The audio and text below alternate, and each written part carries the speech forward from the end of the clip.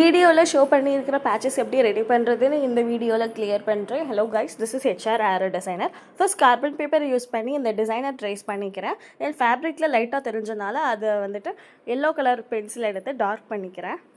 Big size beads ஸ்டோன்ஸ்லாம் use பண்ண போகிறேன். So அதுக்கு வந்து டாட் வச்சுக்கிறேன். இந்த பேச்சஸ் பொறுத்தவரை நீங்கள் என்ன பீட்ஸ்லாம் யூஸ் பண்ணணும்னு தோணுதோ அது எல்லாமே யூஸ் பண்ணிக்கலாம் based on sari colour. Because நம்ம சாரியோட ப்ளவுஸ் பார்ட் வந்து ஸ்லீவில் தான் நம்ம இந்த பேச்சஸ் ஒர்க் வந்து அட்டாச் பண்ண போகிறோம். ஸோ சாரியோட கலருக்கு ஏற்றாப்புல நீங்கள் என்ன பீட்ஸ்லாம் யூஸ் பண்ணால் அட்ராக்டிவாக கிளாஸியாக இருக்குன்னு தோணுதோ அது எல்லாமே நீங்கள் யூஸ் பண்ணி இந்த டிசைன் ஃபுல்லாகவே கம்ப்ளீட் பண்ணிக்கலாம். நான் இந்த பேச்சஸ்க்கு எடுத்திருக்கிற பீட்ஸ் என்னென்னு சொல்கிறேன். ஃபர்ஸ்ட் வந்து 3mm white and gold around bead, then 5mm gold bead and 5 to 6 வந்து white clip stone, then cut beadsல காப்பர் கலர் கொஞ்சம் எடுத்திருக்கேன். தென் கொஞ்சமாக zircon ring and zircon stones வச்சு தான் இந்த டிசைன் ஃபுல்லாகவே நான் வந்து கம்ப்ளீட் பண்ணியிருக்கிறேன்.